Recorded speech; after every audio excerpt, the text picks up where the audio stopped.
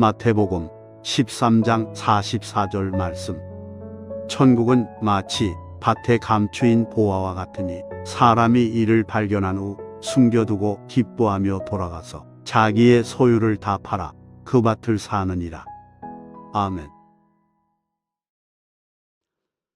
사실 44절에서 50절 말씀까지는 예수님께서 천국에 관한 세 가지 비유를 들어서 우리에게 말씀하고 계신 내용들인데, 오늘은 44절을 통해서 예수님은 천국의 신앙인이 지녀야 할 세 가지 모습에 대해서 말씀하고 있기에 오늘 이 말씀 중심으로 함께 나누려고 합니다. 오늘 이 말씀이 쓰여질 당시 이 팔레스타인 지역에는 약탈이 심했던 곳입니다. 그래서 이들은 보물을 땅에 숨겨두곤 했습니다. 그런데 오늘 본문에서 보듯이 한 사람이 밭에서 일을 하다가 땅속에 묻어두었던 값진 보화를 발견하게 된 겁니다. 그래서 그는 돌아가서 자신의 재산을 다 팔아 그 밭을 샀다고 했습니다. 왜냐하면 당시 랍비의 법은 땅 속에서 보화를 발견하게 되면 발견한 사람의 것이 아니라 땅 주인의 것이 되었기 때문이었습니다. 그래서 이 보화를 발견한 사람은 집으로 돌아가서 자신의 소유를 팔아 그 밭을 산 것이지요. 이 말씀은 천국에 대한 비유의 말씀입니다. 그리고 예수님은 이 비유를 통해서 우리가 어떤 천국의 신앙인의 모습으로 살아가야 할지 이에 관해서 말씀해 주시고 있습니다. 그러므로 오늘 우리는 이 천국에 관한 비유의 말씀을 나눌 때 우리 스스로 우리 자신에게 던져 보아야 할 질문이 하나 있습니다. 그게 뭔고 하니, 나는 그리스도인으로서 진정 천국의 신앙으로 무장되어 있는가? 나는 진정 그리스도인으로서 천국을 바라보고 소망 삼으며 살아가고 있는가? 이 질문에 우리가 예수님이 원하시는 그런 답을 드리울 수 있는 그러한 귀한 해답을 얻는 시간이 되어질 수 있기를 주의 이름으로 축원합니다. 첫째, 오늘 44절을 보십시오. 밭에서 일하던 한 사람이 그 밭에서 보화를 발견했다고 했습니다. 그리고는 그는 매우 기뻐했다고 했지요. 34절, 기뻐하며 돌아가서. 그렇습니다. 값진 보화를 발견한 사람은 무엇보다 기쁨으로 충만했습니다. 이것은 천국을 기뻐하는 신앙을 말하고 있는 것이죠. 여기서 기쁨은 어떤 기쁨을 말하는고 하니, 충만한 기쁨. 예를 들어 물동이에다가 물을 부으면 더 이상 부을 수 없을 정도로 아구까지 찰름찰름 넘친 그런 상태를 말하고 있는 것이죠. 더 물을 부을 수 없을 정도로 찰름찰름 채워진 그 상태를 말하는 거예요. 때문에 천국의 신앙을 소유한 사람은 더 이상 채울 수 없는 기쁨으로 그 심령이 기쁨으로 충만한 상태를 말하고 있다고 하는 것이죠. 또 하나 여기서 말하는 기쁨은 완전한 기쁨을 말하고 있는 거예요. 상대적인 기쁨이 아니라 절대적인 기쁨. 그 무엇과도 비교해서 한다 할지라도 그 기쁨이 희석이 되지 않아요. 완전한 기쁨, 절대적인 기쁨을 말씀하고 있는 것입니다. 그러므로 부활을 발견한 사람은 그냥 단순한 기쁨이 아니라 기쁨이 충만하여 뭐 하나 부족함이 없는 완전한 기쁨을 누리고 있는 상태를 말하고 있는 것입니다. 왜 이리 기쁨이 충만할까? 답은 분명합니다. 최고의 가치를 발견했기 때문에 그렇습니다. 최고의 가치. 여기서 최고의 가치를 발견했다는 말은 무슨 말입니까? 천국을 발견했다는 것이죠. 그리스도 안에서, 그리고 주신 그 믿음을 통해서, 그리고 내게 베풀어 주신 은혜를 통해서 최고의 가치를 발견했는데 그것은 바로 천국이라고 하는 것이죠. 사랑하는 우리 소명교 성도 여러분, 천국은 우리 예수를 믿는 우리에게 최고의 가치입니다. 다시 말해서 천국은 우리에게 최고의 기쁨과 완전한 기쁨을 가져다 주는 하나님의 최고의 선물이라고 하는 것이죠. 그래서 천국을 통한 기쁨은 부족함이 없는, 그 무엇으로 비교해도 부족함이 없는 완전한 기쁨이라고 하는 이 사실을 오늘 기쁨이라고 하는 이 한 단어를 통해서 우리에게 주시는 중요한 교훈의 말씀입니다. 사도행전 13장을 보면 바울과 바나바에 관한 이야기가 기록되어져 있습니다. 이들은 예수 그리스도를 영접한 이후로 정말 열심히 그들은 복음을 전하지요. 그런데 복음을 전한 그들에게 돌아오는 것은 비박과 고난이었습니다. 감당할 수 없을 정도로 정말 심한 그런 비박과 고난이었다고 하는 거예요. 그럼에도 불구하고 이들은 천국 복음을 전하려 함에 있어서는 변함이 없었다고 했습니다. 웬만하면 고난과 비박 앞에 실망하고 낙심하고 또 절망함으로 천국 신앙이 희석될 수도 있잖아요. 그런데 바울과 실라는 전혀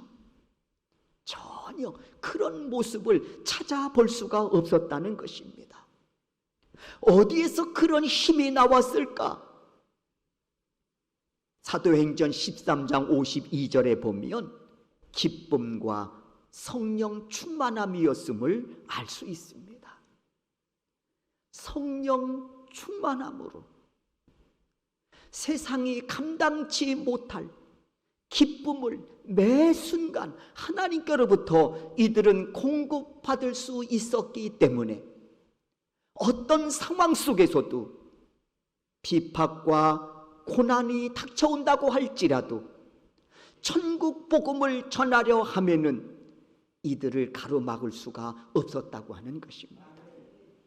마치 샘에서 맑고 깨끗한 물이 펑펑펑펑펑펑 솟아나듯이 퍼내면 또다시 채워지고 퍼내면 또다시 채워지고,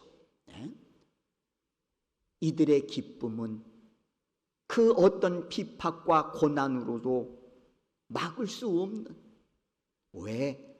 매 순간 성령께서 천국 신앙을 통한 그 기쁨이 희석되지 않았기 때문이라는 것입니다. 그렇습니다. 바울과 이 바나바는 어떤 고난과 비박 속에서도요 기쁨이 충만했다고 했습니다. 사랑하는 성도 여러분, 우리 역시 천국 신앙인으로 오늘을 살아가고 있는 믿음의 사람들입니다. 그래서 어떤 상황 속에서도 이 기쁨을 빼앗겨서는 안 되겠습니다. 명심하시기 바랍니다. 우리가 예수 그리스도를 구원자로 영접하기 전에는 죄악으로 인하여 멸망이라고 하는 종착역을 향해 달려가던 불행한 인생 아니었습니까?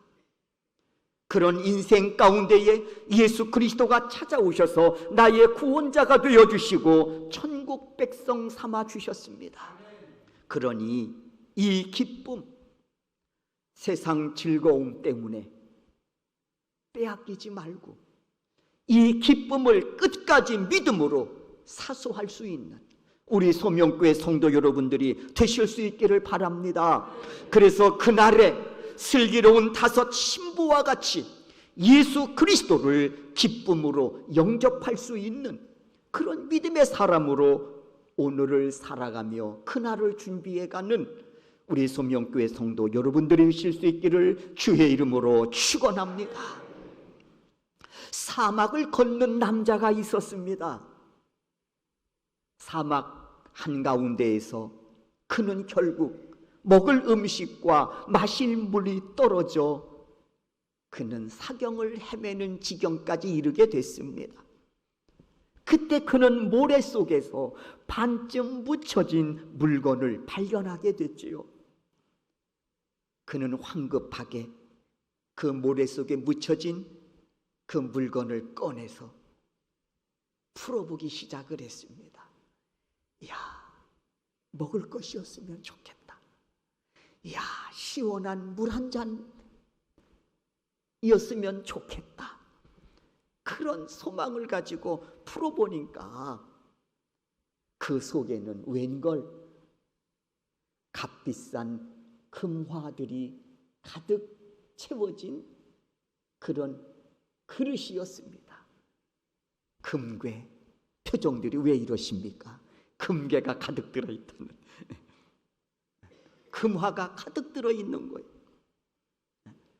그는 그것을 모래바닥에다가 내동갱이를 치면서 에이씨, 이게 뭐야? 금화를 그랬단 말이에요. 여러분은 여러분의 인생 가운데 1순위 가장 절실한 것이 무엇입니까? 죄사함을 얻어 언젠가 돌아갈 우리의 영원한 고향 천국이 아니겠습니까?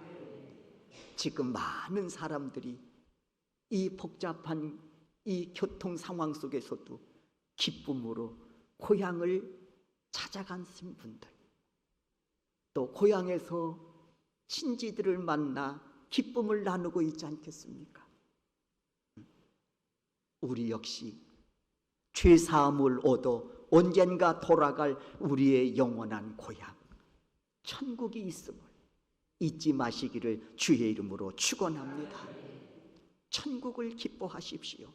그리고 변치 않는 믿음으로 천국을 기뻐하는 그 신앙으로 오늘을 살아가며 그날을 준비해가는 우리 소명교회 성도 여러분들이 되실 수 있기를 주의 이름으로 축원합니다. 두 번째, 이 사람이 밭에서 보화를 찾아낸 거예요. 집으로 달려갔지요. 그리고 그 다음에는 자신의 모든 소유를 다 팔았다고 했습니다. 그래서 44절에 보면 자기 소유를 다 팔아 그랬어요. 값진 보화가 땅에 묻혀 있다는 것을 발견한 사람은 곧장 자신의 소유를 다 팔아서 그 밭을 산다고 하는 것이죠. 왜요? 자신이 얻게 될 그것들이 지금 가지고 있는 이 가치와 그리고 앞으로 얻게 될 이 가치를 비교했을 때 무엇이 더 자신에게 소중한 것인가를 분명히 깨달았기 때문 아니었습니까? 적어도 이 사람은 밭에 감추어진 이 보화의 가치가 얼마나 귀하고 값진 것인지를 알고 있는 사람이에요. 때문에 자신의 모든 것을 팔면서도 기쁨이 충만합니다. 이는 가치관의 변화라고 볼 수 있겠지요. 이 사람은 지금까지 자신이 가지고 있는 것이 최고의 가치가 있는 것이라고 생각했습니다. 열심히 모았습니다. 그리고 그것을 열심히 보존하기 위해서 최선을 다해 살아왔습니다. 그런데 숨겨진 보화를 발견한 후에는 더 가치 있는 것이 있구나 하는 사실을 깨달은 후에 집에 돌아와서 그 모든 것을 팔아 그 보화가 숨겨져 있는 밭을 사게 됐다고 하는 것이지요. 적어도 이 사람은 자신의 인생에 무엇이 더 가치 있는지를 깨달은 사람이에요. 천국은 여러분의 인생에 어떤 가치를 부여하고 있습니까? 네? 우리가 장차 가게 될 영원한 고향, 본향, 그 천국이 여러분에게는 어떤 가치가 있습니까? 이에 좋은 예가 하나 있습니다. 사도 바울은 예수님을 영접하기 전에는 자신이 습득한 학문에 대해서 굉장한 자부심과 그리고 더불어 최고로 여기며 살던 사람이었습니다. 자기 인생 가운데 자랑거리라고 하면 가말리엘 문화생으로서 그 아래에서 습득한 학문, 바로 그것이 그에게는 자부심이고 그것이 그에게는 최고의 자랑거리요 가치로 여기며 살아온 사람이었습니다. 그러나 그 바울이 다메섹에서 예수 그리스도를 만난 이후에는 생각이 바뀌었습니다. 가치관의 변화를 가져왔다는 말이지요. 그러면서 자신이 최고로 여겼던 그 학문에 대해서 평가하기를 뭐라고 말하는고 하니, 지금까지 내가 자랑거리로 여겼던 이 학문은 초등학문에 불과했다고 고백하고 있습니다. 이것은 초등학문이라는 거예요. 그러면서 가장 고상한 지식은 뭐냐? 예수 그리스도를 아는 지식이라고 말했습니다. 이에 덧붙여서 말하기를 지금까지 내 자랑거리로 삼았던 모든 것들을 배설물로 여겨 버렸노라고 말했습니다. 배설물로 여겼다는 거예요. 그런데 그의 고백은 여기에서 끝나지 않습니다. 고상한 이 지식, 예수를 알게 되는 이 복음, 이 고상한 지식을 전하려 함에 있어서 나의 생명조차 조금도 귀한 것으로 여기지 아니하느라 하고 고백하고 있습니다. 이것은 가치관의 변화를 이룬 사람이 고백하는 그런 모습입니다. 예수를 믿기 이전에 여겼던 것들과 예수 믿고 난 이후에 무엇이 귀한 것인지를 깨닫고 살아가는 삶은 분명히 그 인생의 가치관이 달라지는 것이죠. 목표도 달라지고요. 그러나 끝까지 이 가치관의 변화를 가져오지 못한 사람도 있습니다. 예수를 믿으면서도 말이에요. 천국을 소망 삼고 살아간다고 말하면서도 가치관의 변화에 대해서는 관심이 없는 사람들이 있다는 거예요. 마태복음 19장에 보면 바로 여기에 소개되고 있는 사람이 그렇습니다. 마태복음 19장에 보면 굉장히 부를 축적한 한 사람이 살아가고 있었습니다. 그럼에도 불구하고 부족한 것이 없음에도 불구하고 그에게는 늘 고민거리가 하나 있었습니다. 근심거리가 있었습니다. 어떻게 천국에 갈 수 있을까? 영생에 대한 갈망이었습니다. 어떻게 하면 천국 갈 수 있을까? 그래서 그는 어느 날 예수님을 찾아오게 되지요. 굉장한 용기입니다. 그리고 묻습니다. 어떻게 해야 영생을 얻을 수 있습니까? 어떻게 해야 천국 갈 수 있습니까? 그때 예수께서 말씀하시잖아요. 계명을 지키라고. 어렸을 때부터 다 지켰습니다. 그러면서 이만하면 되지 않았습니까? 라고 당당히 답하고 있는 이 부자에게 예수님께서 말씀하시죠. 그러나 한 가지 부족한 것이 있다 하시면서 내 소유를 팔아 가난한 사람들에게 나누어 주고 나를 따르라 말씀합니다. 그런데 그 다음에 이 부자가 보인 행동이 있습니다. 마태복음 19장 22절입니다. 채물이 많음으로 이 말씀을 듣고 근심하며 가니라. 가치관의 변화 끝까지 이 사람은 변화를 이루지 못한 것입니다. 그런데 여러분, 혹시 이 부자의 이 한 사람의 이 모습이 오늘날 나의 모습은 아니냐라고 하는 겁니다. 천국의 기쁨보다 세상이 가져다 주는 기쁨에 더 많은 가치를 부여하며 살아가고 있는 것은 아닌지 우리 자신들의 영적 현주소를 이 말씀에 비추어 보자고 하는 것입니다. 사랑하는 성도 여러분, 모든 그리스도인들이 심지어는 예수를 믿지 않는 사람들조차 천국을 소망합니다. 그런데 문제는 천국에 들어가고 싶다고 하는 그들이 천국의 가치보다 세상의 즐거움에 더 많은 가치를 두고 살아간다고 하는 것입니다. 천국에 대한 소망은 있습니다. 그런데 천국의 가치보다 세상이 주는 즐거움에 더 가치를 부여하고 살아간다면 그것이 신앙의 타락 아닐까요? 네? 그것이 신앙의 타락된 모습이 아니겠느냐고 하는 겁니다. 우리는 이러한 생각에서 얼마나 멀리 벗어나 있습니까? 혹시 우리도 그와 같은 삶을 살고 있지는 않는지 오늘 우리의 자신을 이 말씀을 거울 삼아 비추어 보아야 하겠습니다.